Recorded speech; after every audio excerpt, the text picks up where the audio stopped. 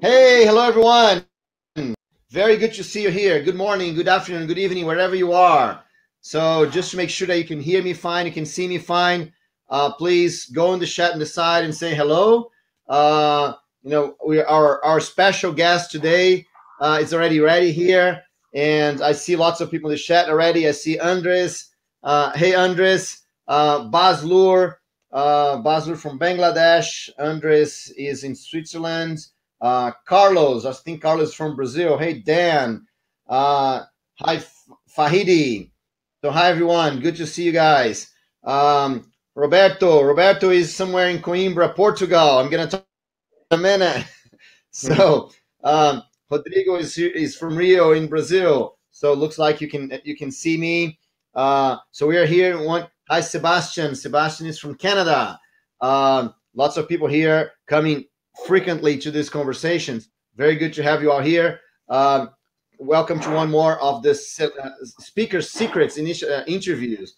We're talking with top speakers in the IT industry to make sure that you can learn how to be a great speaker and you can grow your career. So today, talking about career, we have an amazing conversation with Roberto Cortez. I'm going to introduce him in a minute. But if you want to be a speaker, or if you think being a speaker could be great for your career, this is the conversation today, right? So, I don't see a lot of people saying anything in the chats. Maybe I'm not. My voice is not good. Maybe my sound's not good. I just don't want to transfer to Roberto before you guys can tell me that you can hear me, right? Just making sure that things are working. Okay, I'll find here. Good. Thanks a lot, Rodrigo. All right. Okay, so let's get started then, and remember that this whole objective here, so you can get mentorship, live mentorship from top speakers. So make sure that you have your questions. Bring in your questions. Start asking questions right now, because I'm going to use your questions to talk with Roberto. So let me introduce our guest today. Roberto Cortez works at Tommy Tribe. He's an amazing speaker. He is a Java 1 rock star. He's a Java champion. And he started speaking, actually attending conference, just like most of us. We come to conference, we see how important it is to have some message from someone that helps us. And that's Roberto took this a step ahead. He went to become a speaker. He became a Java group leader. He became a Java champion. And then, he went even one step ahead, that he created his own conference, J Nation. That's the first Java conference in Portugal. So thanks very much, Roberto. It's amazing to have you here. It's amazing to have you sharing our experience with us. Yeah, thank you, Bruno, for this awesome introduction. And it's real pleasure to be here with you guys. I hope that I can help anyone that's out there. I don't consider myself like this super rock star, but I did try to do some things. So let's see if I can help people to also do their own things as well. Yeah. So let me ask you one thing then. Just so we can get started conversation here, Roberto. You're saying, when I introduced you, and you are, lots of people consider the speakers and people that come for conference like rock stars, and you say, I don't consider myself a rock star. And I think this is one of the biggest things that prevents people from getting started. It's like, oh, I'm never going to be as good as Roberto, so I'm not even going to start. So tell us a little bit about, how do you consider yourself in terms of being a developer and then becoming a speaker? Is that like, becoming a superstar in a way, or not? Well, first of all, I'll have to say that one of my biggest fears was to speak in public. I always had a lot of issues over that, especially during college.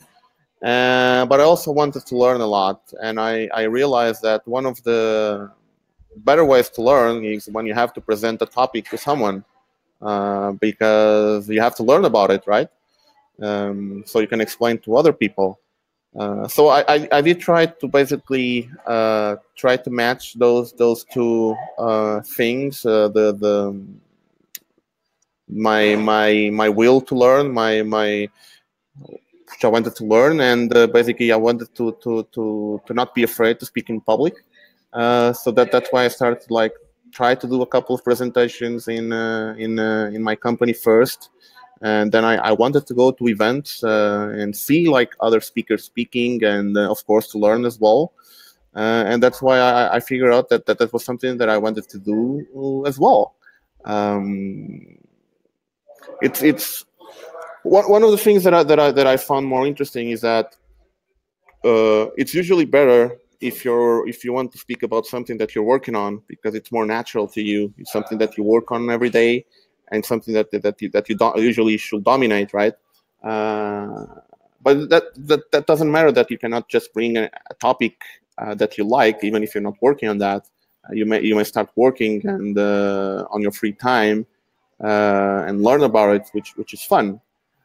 So one of the topics I'm going to present on Java 1, or actually like Oracle Code 1, it's about GraalVM, which I never really used it before, but I wanted to learn about it. So what's the best way to learn about something is to actually make a presentation about it when you have to teach other people to use it, or what it is.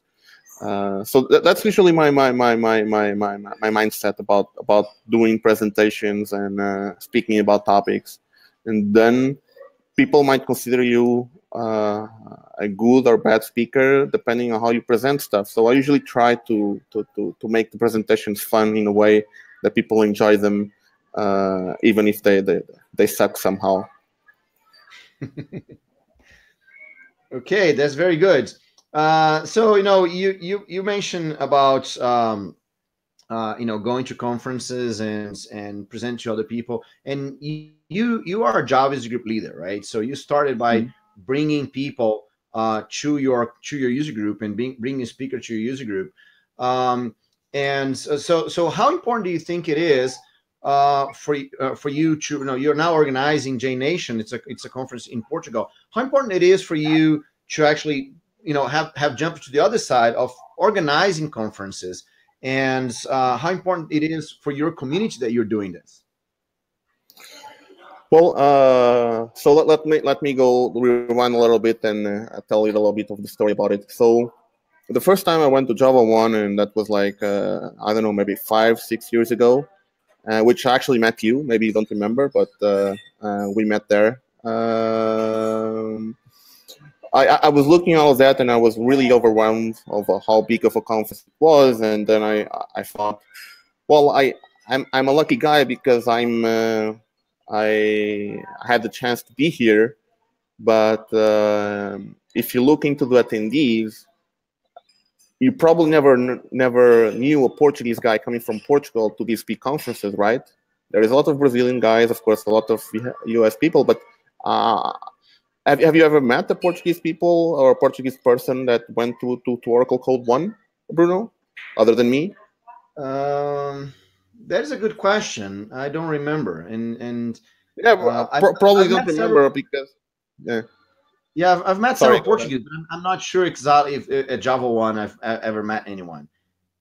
Well, I mean, the point is there were a couple of them that Hmm. went, but they never went like all years like I have.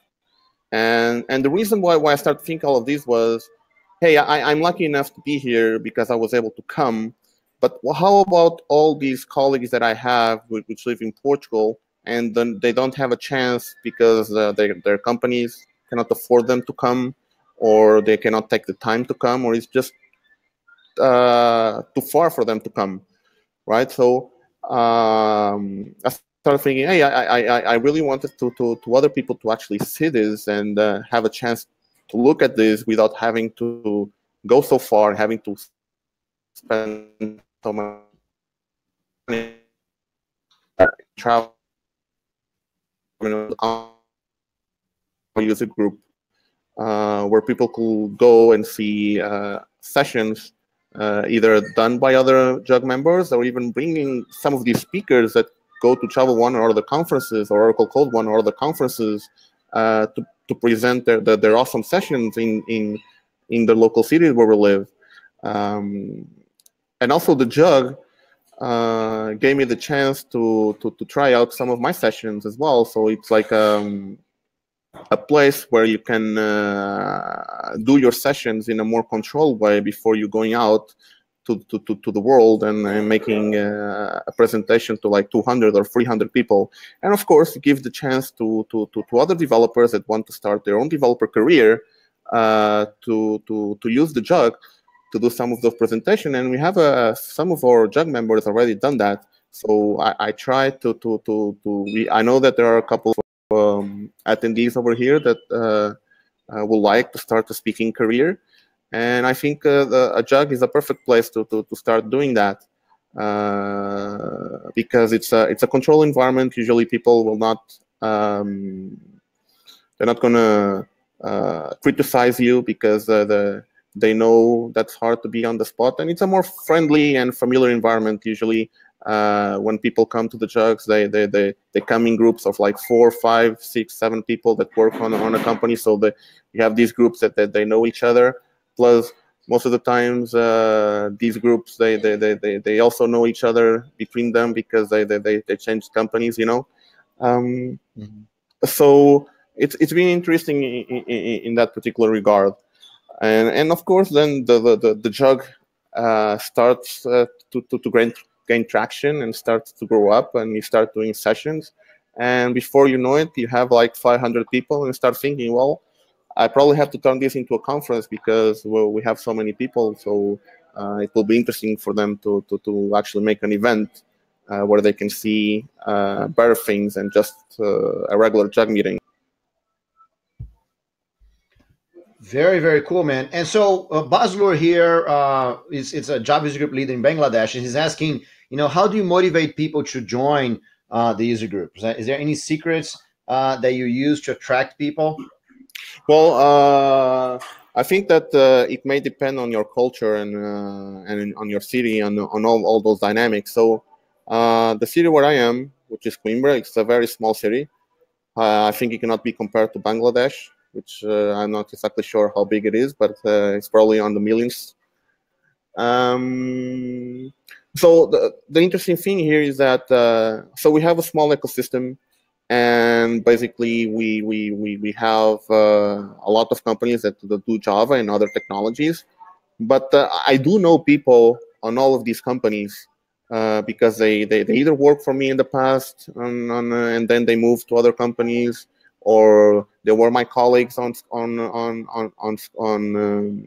the university, or there, or even the other jugglers, because I'm not doing this alone. So I have a couple of colleagues that are helping me, or all other colleagues that are helping me also know people on these other companies. So one of the things that we do, of course, is we go to all of our contacts and we just nag them and say, hey, please, we're going to do these sessions today, and it's going to be awesome. So please nag everyone to come. And basically, we do try to be super aggressive in that particular regard. And of course, then we do try to offer a couple of things to people that come. So I think the place that where we do our sessions, it's a cool place. So it's a brewery store. They actually it's a beer factory and a factory museum. So they brew their own beer here, and we're usually able to secure some sponsorship where we are able to grab a coffee break with a couple of snacks and beer. And in the end, we end up offering a couple of things like T-shirts or licenses for products that we use in your everyday developing, or even books. So all of these things count. And now we're even offering tickets for our conference, and of course other conferences like Oracle Code One or Devox, JFocus. They usually offer tickets to like 1 or 2 tickets for Java user groups. So we usually also raffle or give away those tickets to our most active Jug members. So it's an incentive for them to come. And I won't say there is like a magic trick that will bring everyone to you, but you have to like do like all these small things to help you attract people. And of course, the person who's going to present the session needs to be someone that they know that's going to deliver a cool content. So our last session, we had like, I don't know, maybe 60 to 70 people, which was great. And basically that's usually what we do. Okay, very good. So now let's kind of switch to the questions about speaking. And you said that you're going to talk about GraalVM at Oracle Code, and you chose that because you want to learn more things. So can you tell us a little bit about how do you choose topics, or how do you select topics to submit to conferences, or how do you select topics to present in your user group? Yeah. So one of the things that I realized when you're submitting to a conference is, even though it doesn't seem that there are not many speakers, well, they actually are, and there are a lot of speakers with very cool topics, and they usually sometimes present like 5 or 6 sessions in a row. So even now, when I submit a session to a conference, I still have a lot of rejects. And the trick that I found was, instead of you submitting to like a track or a conference topic that's already too occupied, for to say. So if you think about microservices, you're gonna see like 20, 30, or 40 sessions about microservices, and you have like, I don't know, 100, 200 speakers speaking about microservices. So if you think about it, if you're gonna submit one more session about microservices, why is my session better than the other 200 people that are submitting sessions about microservices, right?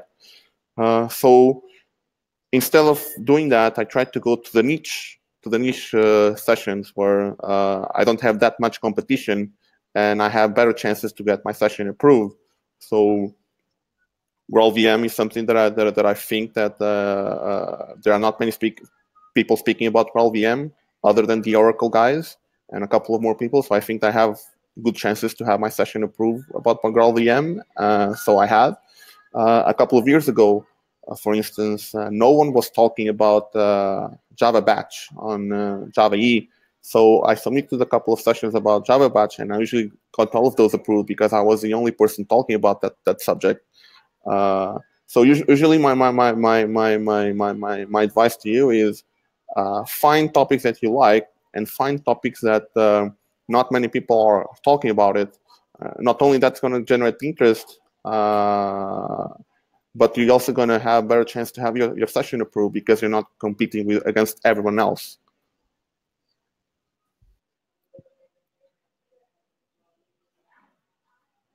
He said you submit talks to learn about the subjects. Do you worry about people in the audience who might?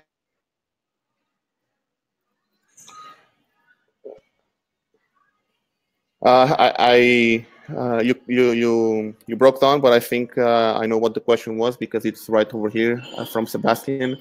Well, I mean, even if you have, even if you're working on something for like several years, and you know about that subject, there's still a chance that someone's going to be in the audience that knows more than you about that subject. So that didn't happen to me, but to a colleague of mine or a couple of colleagues of mine that were giving a session about Java 9 modules, and they have Mike Rennell on the audience, right? That was the person that actually develops developed the Java modules. My only thing that I have to say is that if you have to be humble, if the person knows more than you, and if you have a mistake, you have to thank the person for correcting you and say, hey, I missed that thing, or I didn't realize that, so thank you so much for correcting me, and that's it.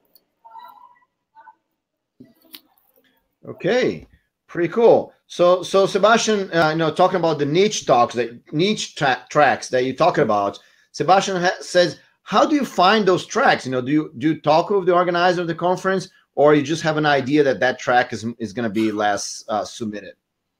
Well, I mean, you can talk, of course, but it's usually easy. You just go to the conference websites and you look to their programs, and you can see what kind of sessions they're presenting. So right now you're going to see a lot of sessions about microservices and about serverless. So those are the hot topics. So people are going to submit a lot on those particular subjects. So you have to figure out something that's cool, that's innovative, or even if it's not innovative, something that can be useful. So think about, I have a session that's about Maven. So Maven is a technology like 20 years ago, or well, not that much, maybe like 15 years. And if you think about it, it's like pretty boring, right? But I tried to come up with a session that will teach you a couple of new tricks using Maven. So since it's like an old technology, no one's talking about Maven, but there are some cool tricks I can still learn about it. So I was able to get that session approved like multiple times and give it away. So sometimes just have to think a little bit harder and try to figure out some things for your peers and come up with a session that people can enjoy.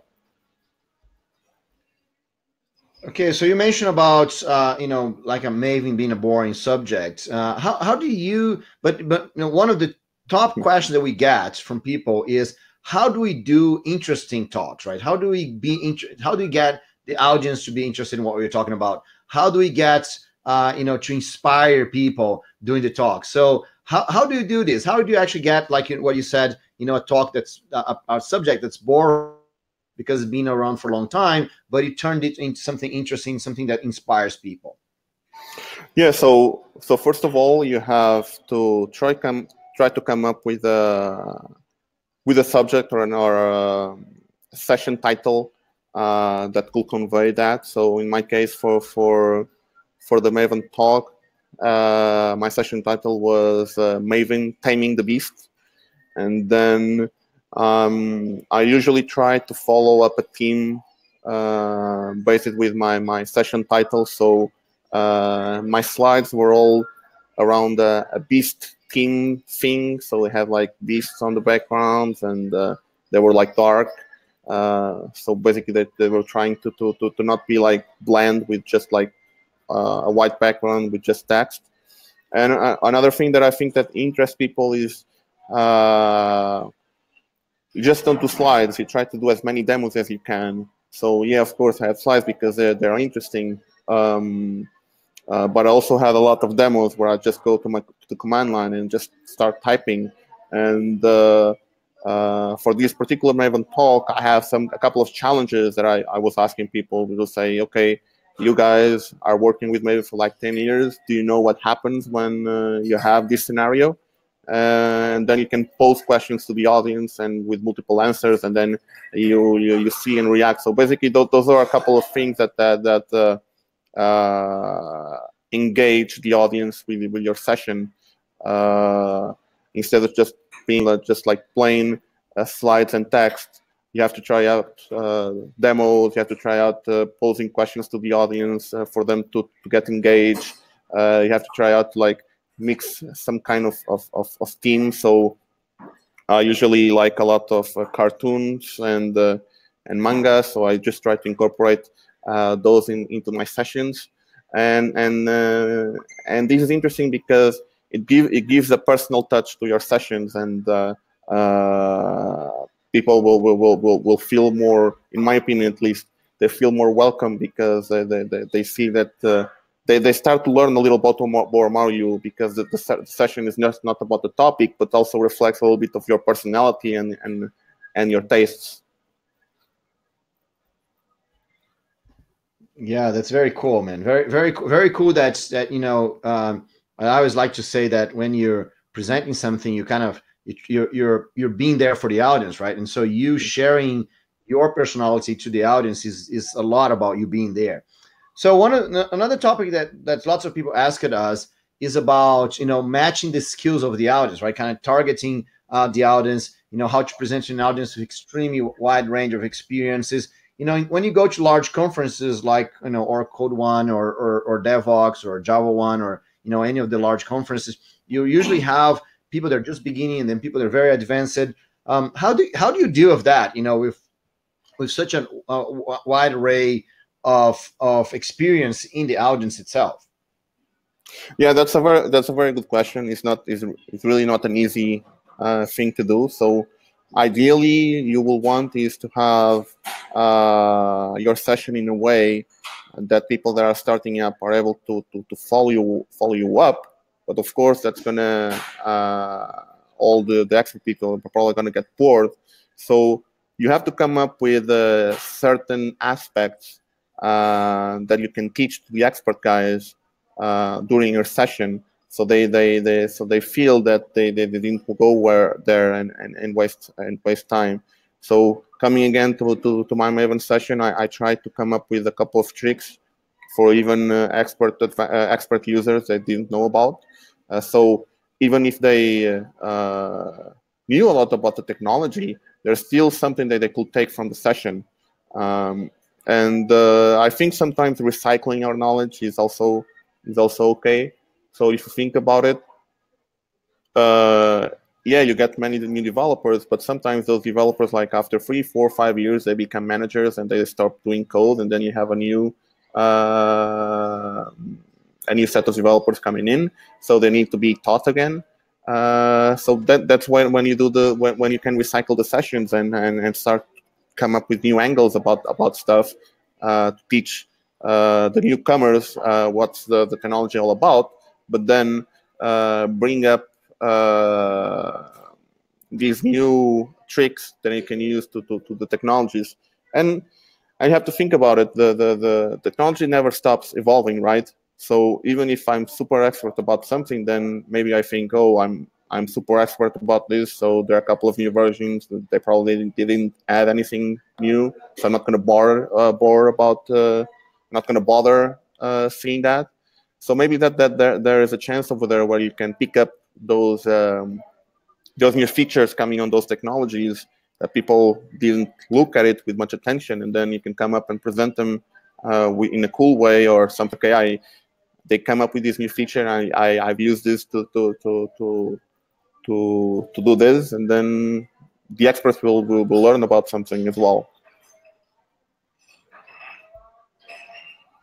Okay, very cool. So one of the things that you mentioned in the beginning was that you're helping people speak that's from Portugal to actually attend conference and have access to speakers and things like that. And one question we get a lot, several times, and Rodrigo is just kind of asking here, is how it is to speak in an international conference like Java One or Oracle Code One when English is not your native language, right? And because we have people from all over the world here watching us, and speaking in English seems to be a something that's a lot of people worry about. Was that a problem for you when you first start speaking? Was English a difficulty?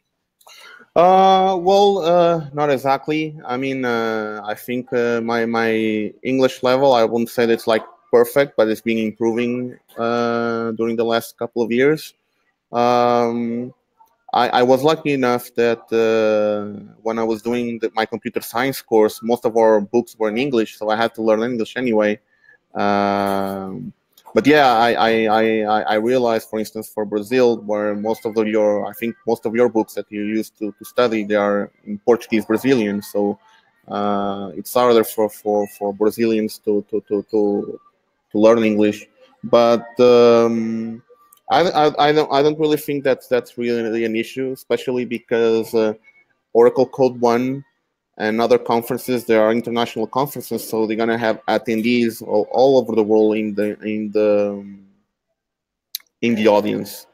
So so far,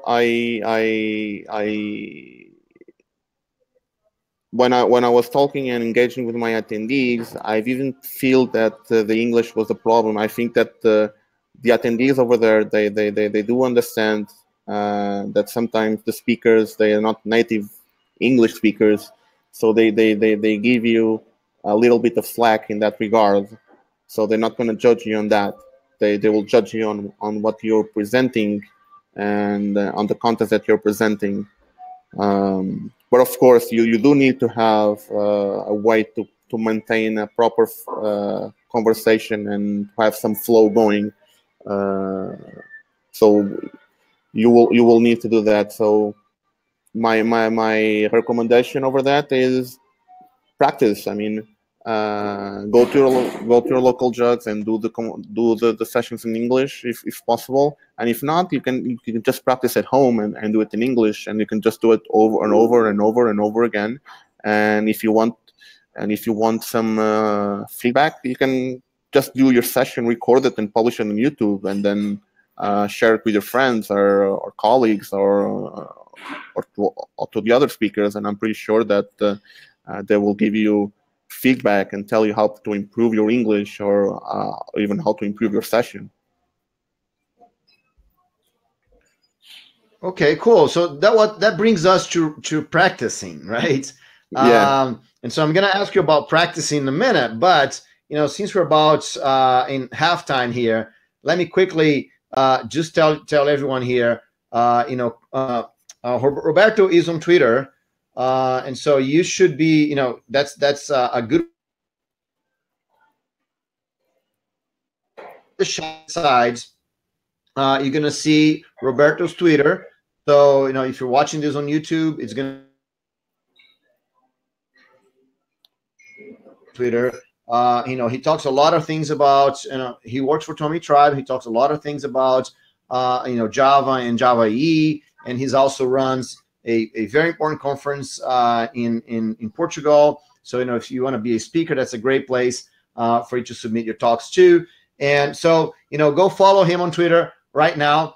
And if you have any questions that we didn't answer here, you can always send on Twitter for Roberto and go talk with him later, right? Remember that as a speaker, we are a community together, right? So we should be talking to each other. And all of these speakers that are coming here to the Speaker Secrets are very helpful with other speakers. So, reach out to Roberto, go talk with him, and follow him on Twitter right now. So, Roberto, let me ask you about preparation, right? You talk about, go practice and practice and practice. How do you practice? How many hours of practice do you actually do before a presentation is ready for you to present on a big event? To be honest, I think I never counted how many hours do I practice. But when you're doing your presentation, when you're doing your session and you're doing your slides, you end up, that's also practicing preparation, right? You just don't go and you just write a couple of slides 10 minutes before. No, you start writing the slides weeks in advance to make sure you have time to do them all. And then you start going through all of them and see what's missing. And then you start to imagine the session flow and see how it's going to look like. And then maybe you practice 5 or 10 minutes into the session to see how the intro is going to look like. And then if you don't like it, you start changing the slides, and then you practice again. So usually that's how I practice things. I start picturing the session 10-15 minutes. I write the slides for those 10-15 minutes. I'll do just look into slides, and I mentor my stuff. I mentor myself when I'm going for the slides and see what I'm going to talk on each one of them. I do notes. I write them because I think for me it's easier to write on a piece of paper things, and that helps me remember what I'm going to talk on each slide. So after I'm done with those 10-15 minutes on the intro, which I think it's the one of the most important aspects of your session. If you have a good start, then the session is going to go great. If you don't have a very nice start, doesn't mean your session is not going to go great, but it's going to be harder because when you're in front of an audience and people don't know you, you only have a couple of minutes to have a good impression of what you're going to present and how your session is going to be. So if they don't get a good impression, then probably it's going to disconnect from your session and you're not going to recover them anymore. So for me, those first few minutes, 10-15 minutes, even less, are the most important stuff on doing a session. And then after that, Usually my brain disconnects, and then I'm so involved into the session that I just go and speak everything I have to speak, and I don't have to worry about that anymore. So usually for me that's how I do. I do a lot of practice on the first 10-15 minutes, and then the rest I don't practice that much, especially because um, I do try to have my sessions engaging. So one of the things that I like to do on my sessions is please don't post the questions in the end. I try to tell my audience, okay, please interrupt me anytime you want to post a question, especially because I think that the questions are better understood and posed when you're talking about a particular topic, and not after you went like 3, 4, 5 different topics during the session. Then in the end, they're gonna post your question about something that you talked like half an hour ago, so the context is already lost. I know there are a couple, and some speakers, I prefer to do it in the end. I do prefer them to interrupt me and do them. So that's why I say that I usually only prepare like very well the first 10-15 minutes, because even when I'm doing the same session on different conferences, sometimes the flow is completely different for what I've done on the past, because the questions that they ask me are different. So I may steer my session in a different way to be able to answer what I was asked from the audience. Yeah. Okay. It seems that for you, being interactive with the audience is extremely important. So what are the tricks that you use? Because a lot of times I see that the audience is, it's doesn't want to interact a lot, and there's some places that you go that the audience doesn't want to interact at all, and speakers like you, they rely a lot on the interaction of the audience. I'm like this too, right? I rely a lot on the interaction of the audience. How do you handle the facts, to actually make it very interactive, and making a conversation with everyone? How do you do a conversation with hundreds of people at the same time? Well, you have to try to do like some ice breaking first, and it's for me it's interesting if you're able to incorporate some things from their local place into your session. So I was giving a session about security, OS2 and jobs, and a couple of other things, and I was trying to give an example about how to encode and hash a particular string. So, and the string was changing. So whenever I gave the session to a different place, I did change that particular string to wherever was more meaningful to that particular place. So to give you an example, I gave that session in Spain. So I know that Spain, they like football a lot, and they just recently beat Croatia like 5 or 6-0, right? So my thing was like Spain beat Croatia 6-0. And of course, they were all happy to see that because they like football, and they could relate to that. So another place is you try to use their local environment to your advantage. So if you are in the US, maybe you like to talk a little bit about Trump, or maybe not. You can throw a couple of jokes over that. But usually that's what I try to do. Is I try to see where I'm going, and I try to use some of their local culture to my advantage, and try to speak a little bit about that. So at least people know that I'm interested in what they're doing in their nationality, in their country, and they immediately, well, not all of them, but they feel more engaged because they can relate to something that I'm talking. Yeah, that's what I see. Yeah, Douglas those saying, very careful. Yeah, I mean that was just a joke, but you can say something. Hey, have you seen what Trump said last time on Twitter? Can someone tell me what they say? Because I usually follow him, but I haven't had much time to see him. So you can see some. It can be something like that, or you can say, or if you're in US, you can just say, oh, well, it's going to be the Olympics or something like that. I don't know. You have to pick up wherever timeline you are, and you have to pick something meaningful Uh, Maybe you can joke a little bit about Elon Musk smoking some weed on a TV show. I don't know. You just have to pick up something that I mean, it doesn't not going to work, and I mean, it's impossible to actually please everyone. So, but you have to be careful, of course. But if people understand that you're joking, it's usually fine.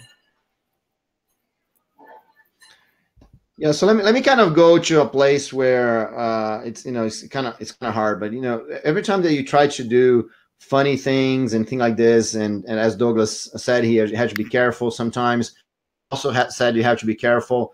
What are the things that you worry about? Do you have to worry about? There's so many political discussions and so many things that you can't say or you shouldn't say, or code of conduct kind of things. Do you worry about this at all as a speaker, or that's something that you put yourself in a position that you never have to worry too much about it? Well, I mean, of course, you have to worry about it. Pretty much now, every conference they do a code of conduct, and unfortunately, we need them. We should need them, but we do need them because sometimes things do not go the way that we want. So we need to have something that will tell people how to behave. Hey, it's not pretty, and it's not what people want, but unfortunately, that's how we are. So, speaking a little bit of my experience on Gen Nation, I even have sponsors that will not sponsor my conferences. I didn't have a code of conduct, so even if I didn't want to have one, it was mandatory for me to have it. And so, me as a speaker, of course, I do try to be super careful when we're dealing with minorities, where we're dealing about religion, and when we're dealing about equality. So especially there are a couple of things that even on conferences be super debated about about us lacking female speakers mostly, right? I'm not sure what the numbers are, but it's probably like 90 or 10 or 95 5. There is not that many female speakers going to speak about conferences. So we do need to make sure that we have more female speakers coming in, and not only female speakers. I mean, it's interesting that we I think that we learn a lot when we have different cultures mixed together, especially because I mean I'm here in my country, in my city, and of course I learn a lot with the people around me. But we are in a what I call a box, and the only way you have to leave the box is you leave the city and you leave the country and you go to another region, and maybe there's going to be a person over there that's going to tell you about something that no one ever thought on the small box that you are. So that can happen with anyone, right? Mm-hmm. So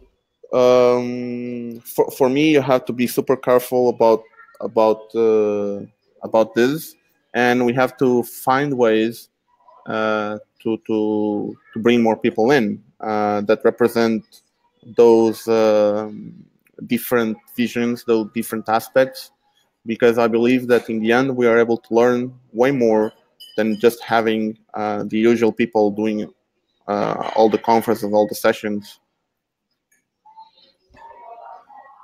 Okay, very cool. So let me go back to presentation, right? So and especially you also said about engaging with the audience.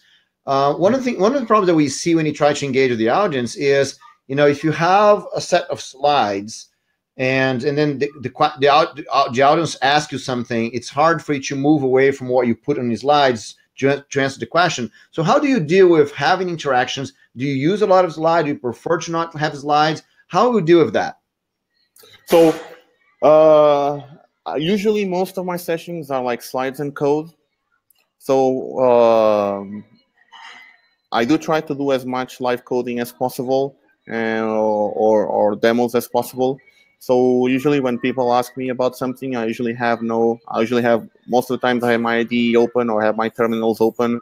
So when I'm going to a session, what I usually do is I have my slides, I have a terminal open, and I have a browser, and I have my ID. Usually I have those four things always open, and I close everything else. So when people ask me something, I usually can go to any of these tools and then quickly try to answer these questions. So if it's like a code question, I can just jump to my IDE and search for the code or type something really quick. If it's like a command question, I can go to my terminal and type whatever command and show them like different aspects of the command I'm talking about. Or if it's something more generic where they're asking me about where does the code live or documentation or something, I can jump to my browser and I can just type and search for the where the documentation is and point them to the right links. So that's usually what I do. Okay, very cool. And what about when things go wrong, right? You talk about your IDE and you talk about going on the browser and access the internet to show something. Do you actually have or live demos? Have you ever gone to a situation where a demo didn't work or something that you want to show couldn't work or the internet was not working? How do you deal with those situations? So, of course, I mean, I think everyone already, at least everyone that presents already has an issue where demo didn't went like you wanted to. So yes, of course, I already had demos that failed. So usually what I do now is I try to have my demos to work as much as possible without internet connection. So at least that's one thing. That doesn't mean that the demo is not going to fail, but at least I did remove something from the equation that might fail. And when the demo actually fails, I mean, you may just apologize to people and say, hey, I mean, I had this working. Hopefully, I had that working like a couple of days before, or even a couple of hours before. Now it's not working. So sorry about that. But I have this code on GitHub. Please go there and try it, or I'm just gonna fix it if there's something really quick. The real point is, if you have a demo that failed, you can just look like really quick to whatever failed and see if you can figure that out and fix it right away.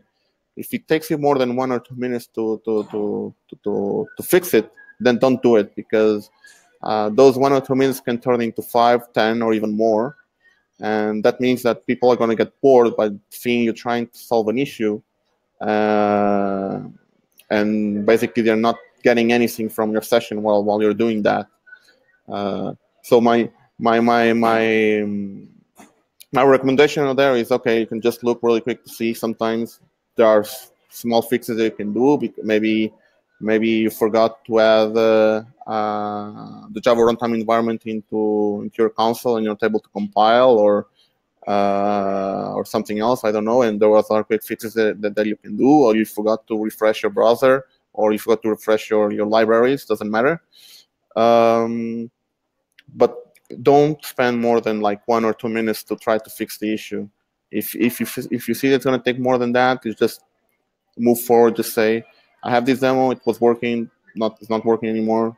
I'm sorry about that. I'm gonna fix it. I'm gonna post to Twitter the right demo so you guys can try it. Or even better, you can just like do a video after and publish it on your YouTube channel and show whatever you wanted to show on the presentation, and publish it to Twitter so your people in the audience can watch it. And one last recommendation: never update your stuff, either operating system or IDE or whatever other tools you're using, the day before. Yeah, that's a very good point right there. All right, so Baslur, he works a lot with junior developers, right? So, and then he's talking about that people always talk about new stuff at conferences, and the more senior guys have an advantage because they're more known and they actually know more about that stuff. So, do you have any recommendation of someone that's more junior that wants to start speaking what kind of things that they could do to get started and to get like to compete with those more advanced guys? Well, I wouldn't see things in that way. Maybe so. The experience, you guys, of course, have the experience, but you also have to realize that some of the topics that are going there, the seniors are sometimes listening for them as well for the first time, right? So if you look on topics like serverless, I've been to a couple of sessions about that, but the first time I went to a session about serverless, I never heard about that before. My knowledge was limited, so in that regard, I was at the same level as a junior engineer. Of course, there are concepts that the speakers will use that I will relate more, which that comes with my experience, and the junior maybe will have a harder time to catch up over there. But in the end, when we come to new topics, usually sometimes the seniors are listening, or the more experienced people listening to that for the first time. So my recommendation over there is look into, if you're going to a session, have a look into, just do like a quick search about that topic and read. Usually you will find a lot of articles about that, so you can just do like a couple of readings of like 2 or 3 minutes to have like a grasp on what you're going to hear. And please come to the speakers. One of the things that I have to thank the community is that when I start to do the speaking and when I was an attendee, is that I never had a speaker that has refused to talk to me. Everyone was super friendly, and I was able to reach every speaker, coming to him and, hey, I didn't understand this. Can you explain me? And usually the speakers, they don't really care if you're like experienced or for a junior. They will just spend whatever time they need to make sure that you understood whatever topic you're talking about. So in the end of the session, if there's something that you didn't understood, or if you think that's too complicated, you just go to the speaker and say, hey, do you mind if we spend like a couple of hours or whatever to do this? And I've done that, and the speakers were open to do that for me. So I think that's something that junior engineers or junior developers can do to try to close that gap that might exist when they're looking into those sessions. Very, very cool. So let me just kind of give a quick shoot out here to Andres Almire. Andres Almire is a Java champion, and he's here. You know, he actually had 2 interviews of us, and he's here. He's watching almost every single one of those. So he's saying, yes, never update the day before. It looks like he had this kind of problem, right? So no, just so everyone, yeah, go ahead. Yeah, sorry. So since Andres is here, let me actually give like a big thank you to Andres, because Andres has been kind of like a mentor to me as well in some ways. One of the things when I was doing conferences, Andres was one of the persons that was always managing the Hacker Garden, which, if you don't know what it is usually a place where people can go there and contribute to open source projects. And the people that are on the Hacker Garden, they will help you to set you up to projects. And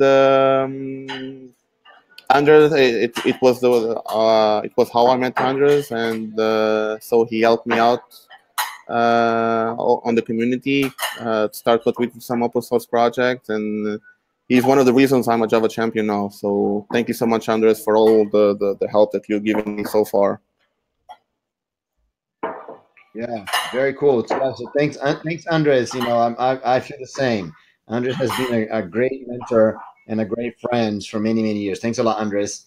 So Carlos is asking, what kind of call to action do you use in your presentation, if you use any? You know, you mentioned about, you know, saying, oh, there's my code is on GitHub. What kind of things that you actually get to go do after they finish your talk? Yeah, well, so most of the times I'll just have a link for GitHub or for my YouTube channel.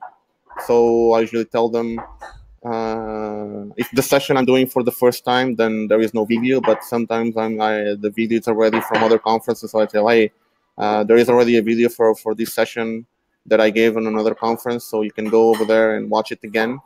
If you didn't catch up anything, of course, you just share your contacts in the beginning of the session and the end, so people can reach you out and engage with you if they have any question. So usually it's like simple stuff. Maybe I have to improve that a little bit. All right. Oops. All right. Very, very cool, man. So one question that we got here many times, and you know, because you like to do interactive sessions, I think you have to run through this many times.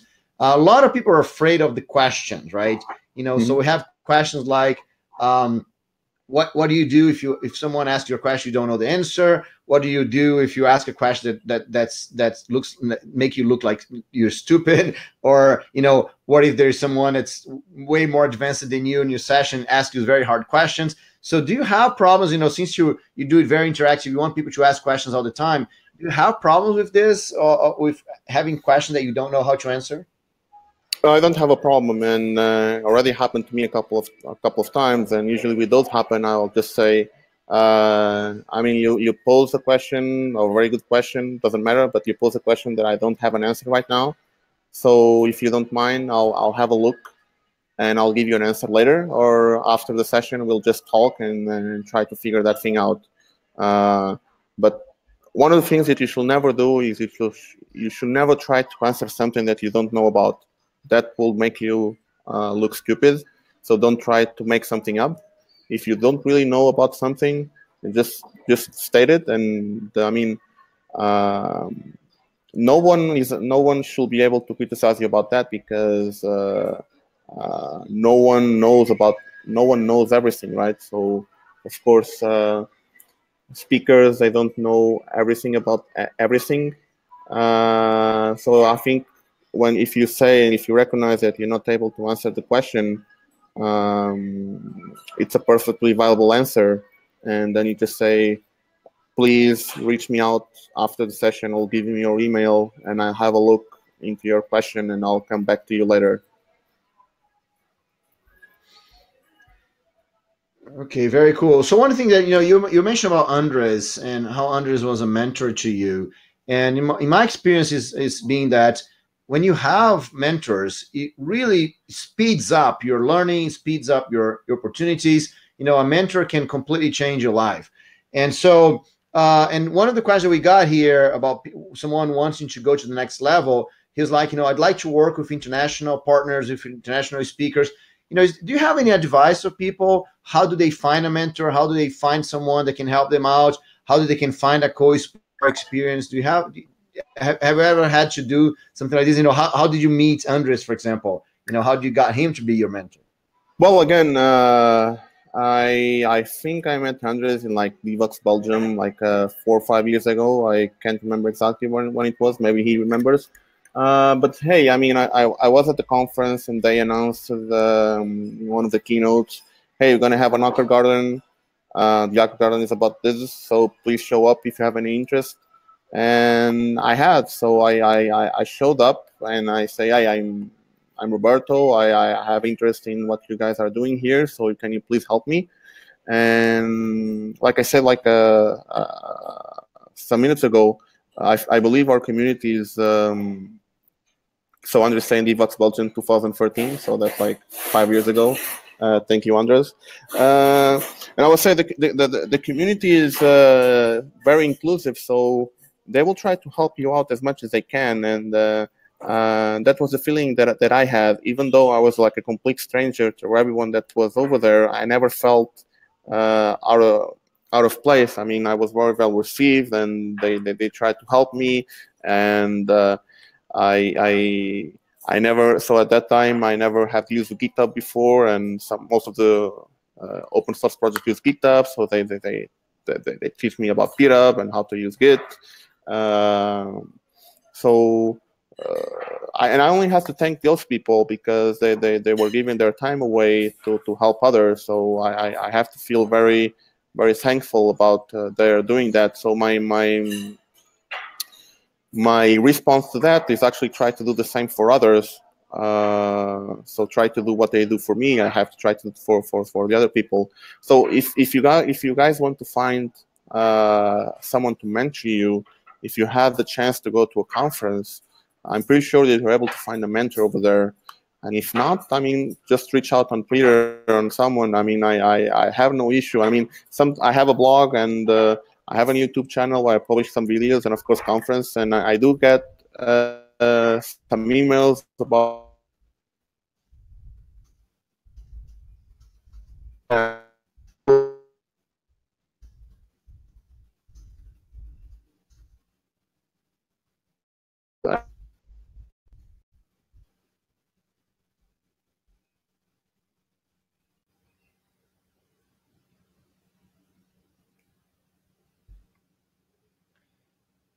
Okay, I'm not sure if I fell off or if Roberto fell off. I think Roberto fell off, right? Just making sure I'm speaking something here, just in case it was me, right? Uh, so I mean, we're in the top of the hour anyway. Let's see if he comes back, just to say a goodbye. Let me kind of quickly say hello to everyone. I saw Andy coming up. Carlos showed up, and very good to see you, Carlos. There's a lot of Carlos, so if you give me a hint, maybe I know exactly who you are. So Roberto's back. Good. Hey, Roberto. Yeah, that's okay. I'm just gonna say hello to everyone here while you get back. Yeah, I see Douglas here. Let me see who else here. Baslur, Sebastian, Carl.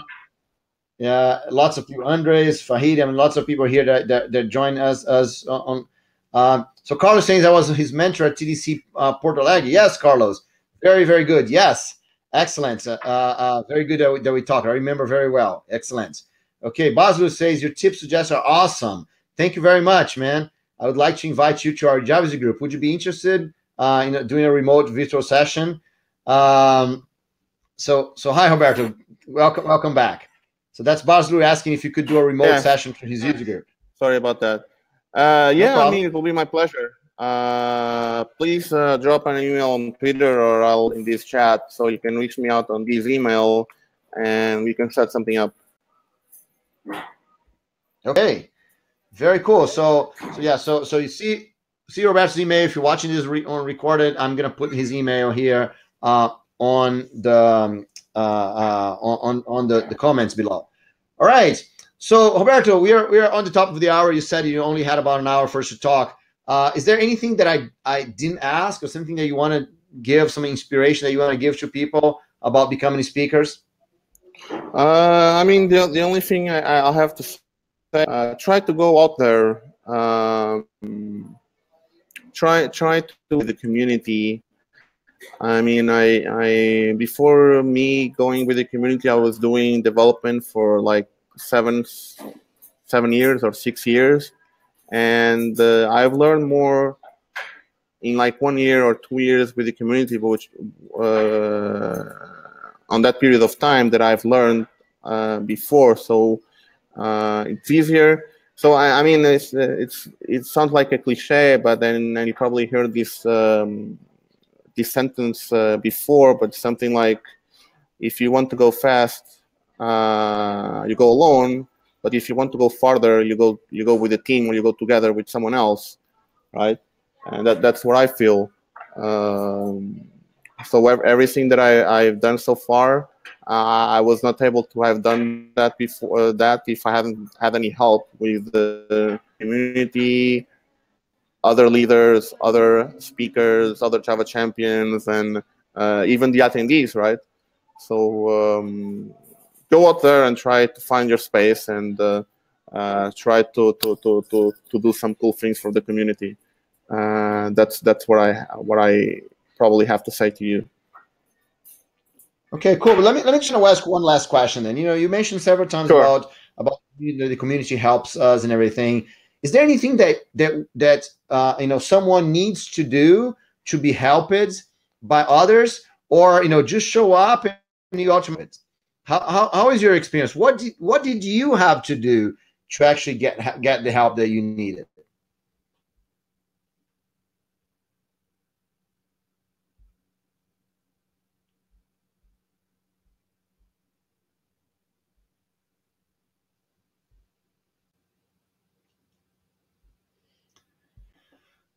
Okay, I think. All right. I think. Hello? Yeah, Roberto.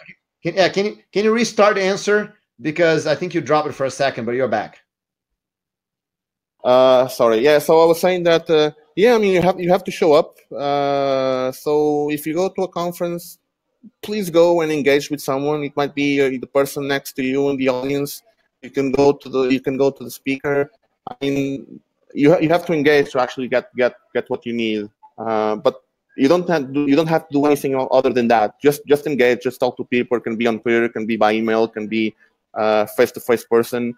So I don't feel that I have to do anything out of the ordinary to get involved. You just talk to people, and then after a while start getting ideas. And for instance, I remember when I created the jug and I was complaining, so to say, to like some other people on Java 1, and I think it was my second one. But I was complaining, saying I don't have anything in my city, so I have to come over here. And they were saying, well, create a jug. And yeah, that's what I did.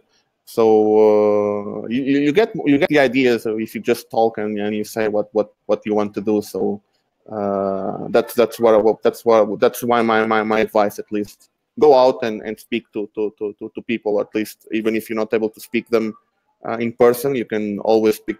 That's the beauty of our thing, right? We are here on this hangout. And we have like people all over the world, so we don't really have to meet face to face, but we can still speak. So go out and speak to people, even if it's not on person. You can always do it on Twitter or Hangout or whatever other media works for you. Yeah, perfect, man. Totally amazing. So I'd like to thank Roberto for showing up and giving us such an amazing insight on everything that we're talking about here.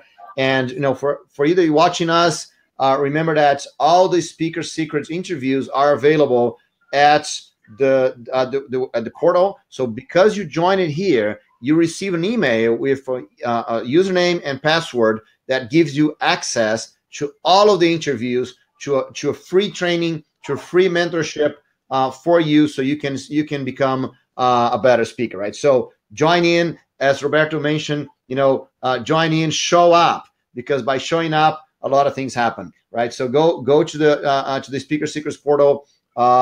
Register if you're not registered there. You're gonna see the link on the chat and on the description below. So if you haven't registered yet, register. You're gonna have access to all of these to improve your presentation. So Roberto, thanks very, very much for your help, man. Thanks very much for being here. Thanks very much for all your energy that you have, all the passion that you have sharing with others. You're making our community a much better community. By your local action, but your global actions too, and also all the work you're doing in Tommy Tribe. Thanks so much for taking the time to be here with us, man. Well, I mean, Bruno, thank you so much for having me, and I mean,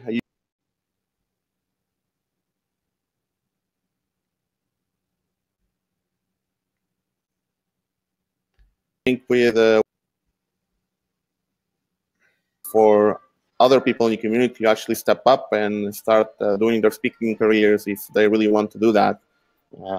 So thank you so much for having the idea and coming up with all this work and to step everything up for us. I didn't have much work. I only had to show up and speak. That's what I usually do. Okay. Thanks very much. So thanks, everyone. Tomorrow we're gonna have Alexis and join the Speaker Secret Initiative to be noticed and to receive the notification about all the interviews. Thanks a lot, Roberto. Thanks, everyone. Goodbye. Thank you. Bye bye.